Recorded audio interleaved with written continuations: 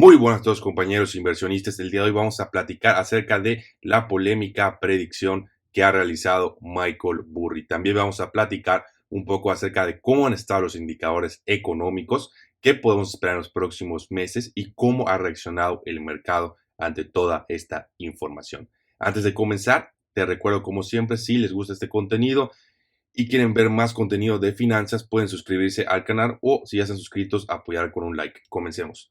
Bueno, para los que no saben, Michael Burry es uno de los grandes inversionistas que hemos visto en nuestros tiempos. Específicamente, él hizo una apuesta muy importante en el 2008 que rindió frutos y fue el primero en observar lo que estaba pasando en el 2008 y la crisis que se avecinaba. Estuvo un poco antes de tiempo, pero al final y al cabo estuvo en lo correcto, ¿no? Y hace unos cuantos días, específicamente el 30 de marzo, él en su Twitter escribe I was wrong to say sell, ¿no? Entonces estaba en lo incorrecto en decir que vendan.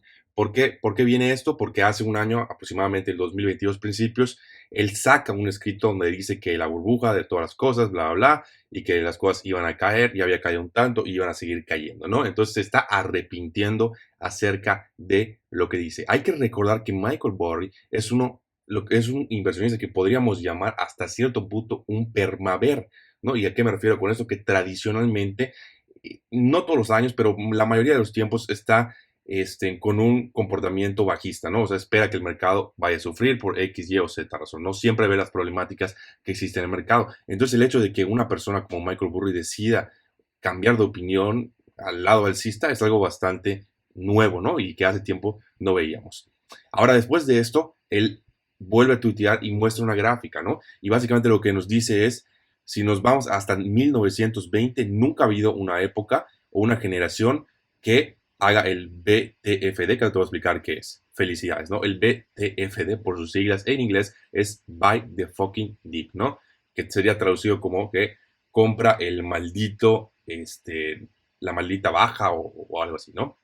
Entonces, lo importante acá entender en esta gráfica es, si te dan cuenta, básicamente nos está diciendo que los inversionistas de hoy en día, a pesar de que el mercado ha estado cayendo, cada vez que cae el mercado, hay gente que lo vuelve a comprar, ¿no? Vuelve a caer y siguen habiendo compradores, ¿no? Entonces, no se ha generado esta actitud de pánico generalizado en el mercado, donde pues simplemente nadie quiere comprar y cae completamente en bajada, ¿no? Siempre ha habido compradores que han hasta cierto punto parado o evitado que el mercado caiga tanto, ¿no? Entonces, tampoco estoy muy seguro si esto es bueno o malo, porque por una parte digo, bueno, a lo mejor la gente es diferente el día de hoy, a lo mejor la gente ya se ha dado cuenta que normalmente la recesión es una buena oportunidad para comprar, y también por otra parte pienso, a lo mejor no, a lo mejor sencillamente el mercado no ha llegado a esa etapa de capitulación, ¿no? O sea, no hemos llegado a ese punto donde todo está tan bajo, donde hay tanto miedo en el mercado que nadie quiere comprar absolutamente nada, ¿no? Entonces, por eso es donde estoy un poco dividido, no estoy muy seguro si esto sea bueno o malo, ya lo veremos en los próximos meses. Ahora, hablando un poco de los indicadores económicos, ¿qué indicador salió? El ISM, que básicamente nos dice la actividad manufacturera que hay en Estados Unidos y a qué nivel está. Y tradicionalmente, cuando este indicador es menor o igual a 46.3 puntos, que es a lo que llegó en este momento, como pueden observar en la gráfica, eh, hay un 75% de probabilidades de que haya recesión en los próximos meses, ¿no? Entonces, no es un indicador al 100% confiable, como no debería ser ninguno, porque insisto, nada tiene el 100% de certidumbre, pero pues es un indicador que vaya la redundancia, que nos indica que es bastante factible que haya una recesión económica. Y con todos los indicadores que hemos analizado en el canal, básicamente todos los indicadores nos están diciendo lo mismo, ¿no? La probabilidad de que haya una recesión económica en los próximos 6, 9 meses es básicamente un 90-95%, o sea, muy alta. Pero bueno, este indicador está también bastante interesante y que ha salido otra vez negativo. Vean cómo ha ido en picada mes a mes. Ahora, este indicador también se usa como un leading indicator, ¿no? ¿Qué es leading indicator? Un leading indicator no nos dice qué está pasando ahorita en la economía, sino nos dice qué se va a reflejar en un futuro, ¿no? Entonces, es como un indicador que nos permite echar un vistazo cómo va a estar la economía en los próximos 6, 9 meses, 12 meses, ¿no? Inclusive. De hecho, este indicador normalmente se grafica con 12 meses de diferencia con el SP500 o las utilidades del SP500. Y si se dan cuenta, el SP500, que es la azulita, sigue bastante igual el comportamiento de este indicador, ¿no? Entonces también es algo bastante importante. Y de acuerdo a este indicador, lo que nos está diciendo es que en los próximos 12 meses debe de haber un 8% de declive en las utilidades del SP500, que si recuerdan, como hemos visto en los videos anteriores, Wall Street no espera eso, ¿no? Wall Street, al contrario, espera que las utilidades suban levemente. Entonces, esta diferencia entre a lo mejor la realidad y lo que la gente espera, la expectativa, pudiese generar una caída todavía después de esto en el mercado, ¿no? Cuando se den cuenta de que a lo mejor las utilidades del S&P 500 no van a ser lo que la gente piensa que es. Ahora, ¿cómo están las cosas? ¿Están empeorando? Sí, sí están empeorando, la economía sí está empeorando, pero todavía no se han normalizado. ¿Y por qué les digo esto? Este indicador es muy importante, ¿no? Este nos dice el número de vacantes disponibles que hay. Es decir, en palabras nos dice qué tan saludable está el mercado de contratación. Como ven, normalmente sigue una tendencia positiva bastante establecida que podemos ver hasta aquí. Ahora, ¿cuál es el problema? A ver, está horrible esta línea, pero bueno, más o menos así.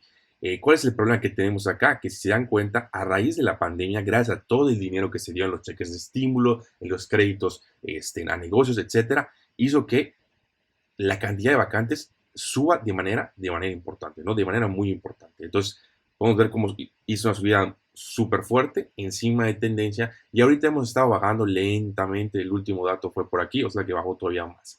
Pero si vemos las cosas a largo plazo, todavía sigue estando en un nivel elevado, ¿no? Es decir, para que llegue a tendencia tiene que llegar un poquito todavía más bajo.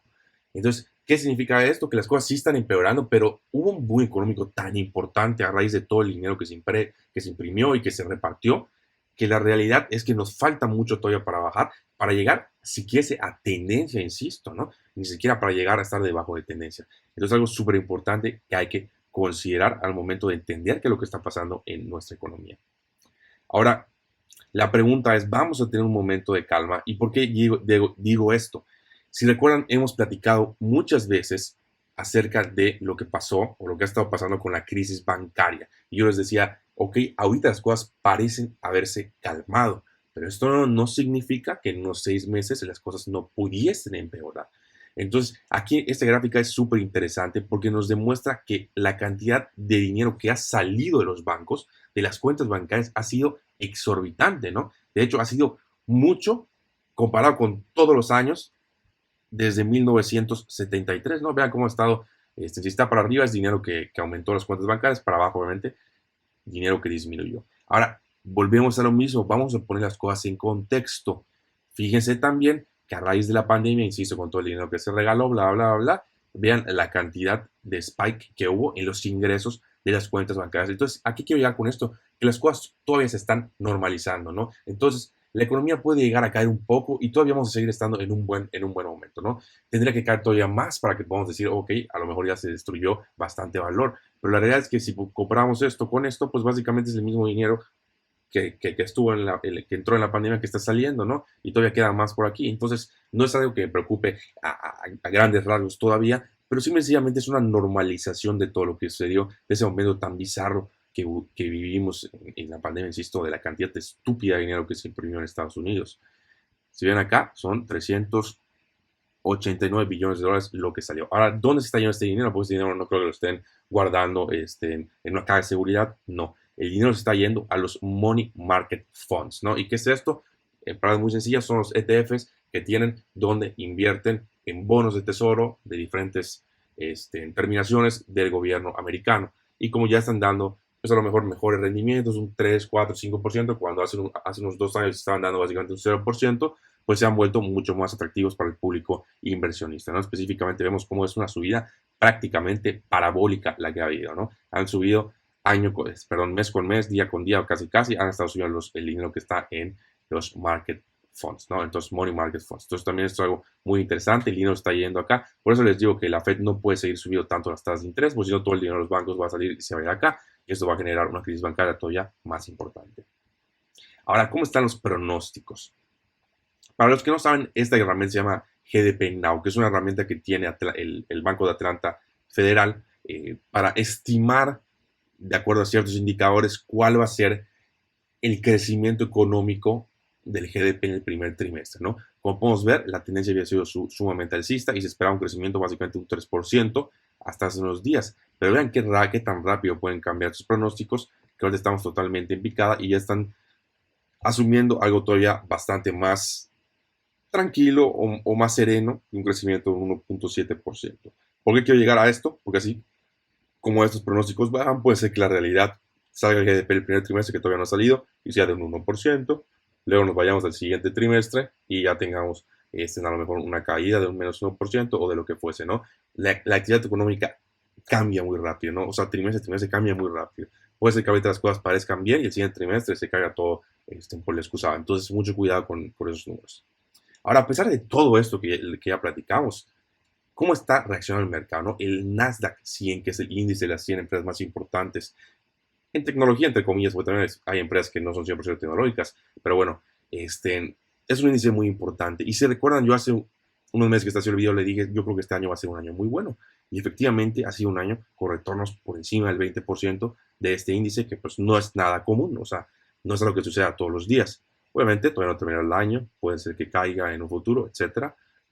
Pero la cosa es como está ahorita, ¿no? El mercado está muy, muy fuerte. De hecho, si vemos las últimas 3 semanas, básicamente han sido semanas bastante alcistas. Ya estamos teniendo una mini tendencia positiva, que es la línea verde. Es decir, cada vez estamos subiendo poco a poco, con caídas, sí, pero estamos subiendo de los niveles. Y sobre todo, y más importante, ya rompimos esta tendencia negativa tan importante, que es la línea roja que habíamos observado, donde chocamos una vez, chocamos 2 veces, chocamos 3 veces, chocamos 4 veces, ¿no? Esta línea naranja que ven acá, básicamente es el mínimo histórico que hicimos en octubre.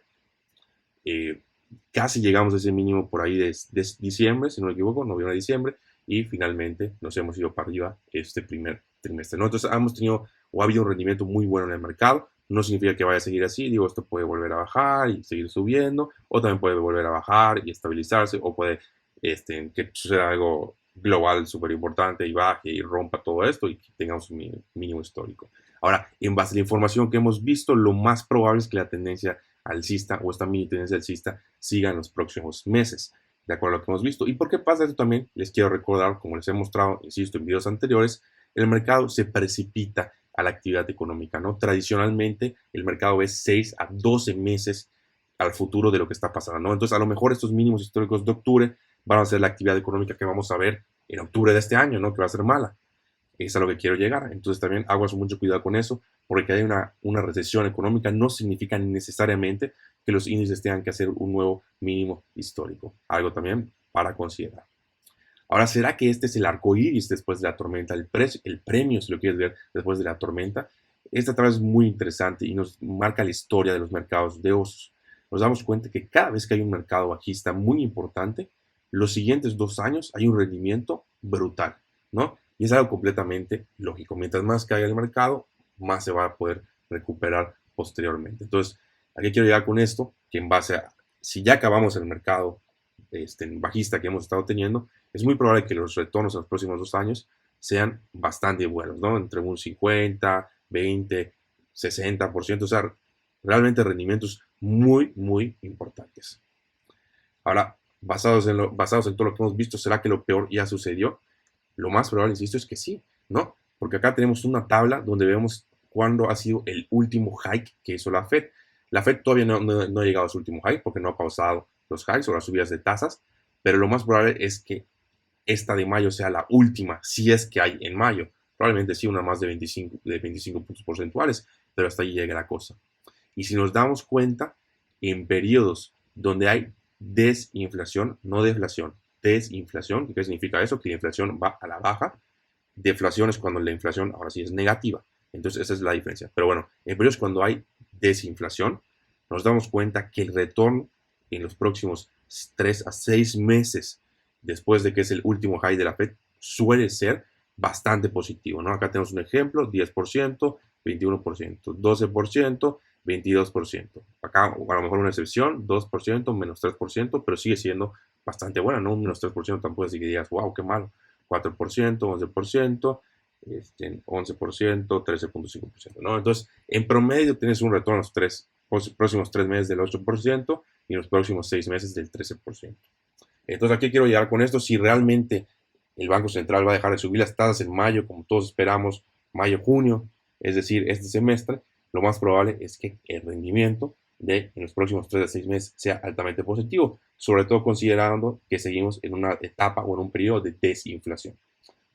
Pero bueno, lo último que quiero llegar es, lo peor va a suceder solo con una pregunta o lo que siempre vemos. Si la inflación se controla, eso se acabó. Se acabó el problema, básicamente. Si por alguna razón la inflación sigue estando alta, sigue estando elevada, es cuando nos podemos meter en graves problemas. Aquí tenemos la gráfica de la inflación, veamos realmente qué tan alta pudo estar. Si te das cuenta, la tabla o la barra azul clara es la inflación que puede ser atribuida a la oferta, ¿no? A la supply. Que esta inflación podemos decir que es la inflación del coronavirus, de la cadena de suministro, de todo lo que sucedió. Ahora tenemos la inflación amarilla, que no sabemos de dónde viene, que básicamente es muy poquita, y tenemos la inflación azul, que es por demanda, ¿no? Azul fuerte, que es decir, que la gente tiene tanto dinero que está comprando tanto que los precios siguen subiendo. Ahora, esa inflación azul fuerte vemos como básicamente ya no existe, y ya la destrozó completamente el Banco Central. Y hay que recordar que el Banco Central, la única inflación que puede controlar es la de la demanda, ¿no? El Banco Central no puede utilizar herramientas para fomentar la oferta, sencillamente porque no las tiene. Entonces, ¿a qué quiero llegar con esto? Dos puntos. El primero, la inflación de la demanda está completamente destruida. Probablemente veamos inclusive deflación en el aspecto de la demanda. Y la inflación de la oferta todavía sigue estando alta, pero se va a controlar, ¿no? Aquí solo hay que darle tiempo al tiempo, literalmente, y esperar que el mercado subsane lentamente esta inflación y llegamos inclusive a ver periodos como estos donde básicamente existe deflación en la oferta. Pero bueno, esto por el video de hoy. Como siempre, si les gustó el contenido, les recuerdo que pueden apoyar con un like, suscribiéndose y nos vemos en el próximo.